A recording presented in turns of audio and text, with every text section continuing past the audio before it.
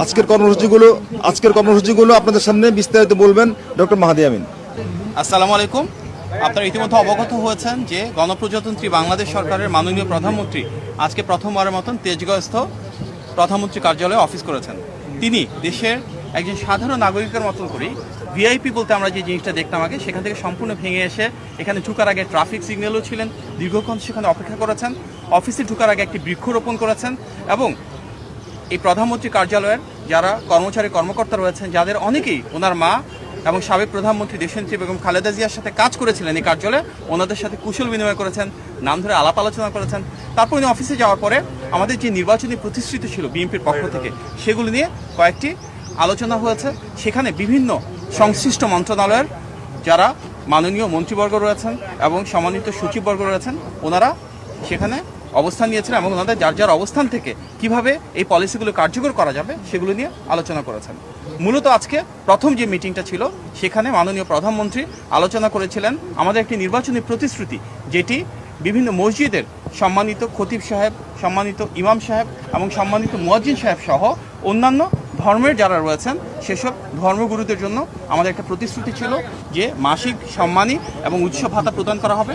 এবং মাননীয় প্রধানমন্ত্রীর নির্দেশে একটি সিদ্ধান্ত গৃহীত হয়েছে যে ইনশাআল্লাহ এই ঈদের আগেই আমরা এটি পর্যায়ক্রমে শুরুর যে প্রস্তুতি সেটি সম্পূর্ণ করে কিছু কিছু জায়গায় ইনশাআল্লাহ সম্মানিত খতিব সাহেবদের, ইমাম সাহেবদের এবং মুয়াজ্জিন সাহেবদেরকে একটি সম্মানী প্রদান করব ইনশাআল্লাহ। এর পাশাপাশি বিএনপির একটি বড় নির্বাচনী প্রতিশ্রুতি ছিল সারা বাংলাদেশের প্রতিটি মানুষের জন্য যেন মেধার ভিত্তিতে বৈষম্যবিহীনভাবে আমরা কর্মসংস্থান সৃষ্টি করতে পারি।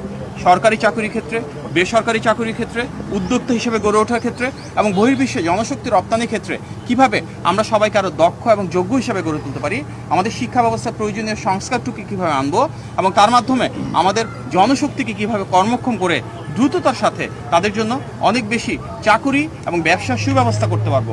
তার জন্য প্রয়োজনীয় যে ডিরেগুলেশন প্রয়োজন, ব্যবসা বাণিজ্য এবং শিল্প কারখানার নীতিমালার প্রয়োজন রয়েছে সংস্কারের জন্য, এবং টেকনিক্যাল এবং ভোকেশনাল এডুকেশনকে আরও কীভাবে প্রাধান্য দিব আমরা, বিদেশে বিভিন্ন দূতাবাস যারা রয়েছে এবং বাংলাদেশে বিদেশি যে দূতাবাস রয়েছে তাদের সাথে সমন্বয়ের মাধ্যমে কিভাবে আমাদের জনশক্তিকে আরও দক্ষ এবং যোগ্য করে বিদেশে পাঠাতে পারবো, এগুলি নিয়ে বিস্তারিত আলোচনা হয়েছে।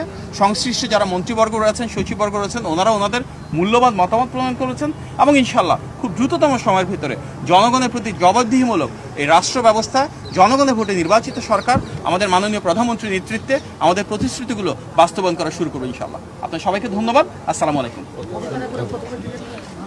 এই বিষয়ে সিদ্ধান্ত গৃহীত হবে, একটা কমিটি করা হয়েছে, ওনারা বসে আলোচনা করে তারপর জানাবেন এবং ঈদের আগে এগুলি নিয়ে আলোচনা হচ্ছে টেকনিক্যাল টিম এবং বিভিন্ন মন্ত্রণালয়ের আন্তঃমন্ত্রণালয়ে আলাপ আলোচনার মাধ্যমে এগুলো সিদ্ধান্ত হবে। মির্জা আলম ভাই এখানে আছেন, উনিও সেই কমিটির একজন গুরুত্বপূর্ণ সদস্য, ওনার পরবর্তীতে এই বিষয়ে অবহিত করবে।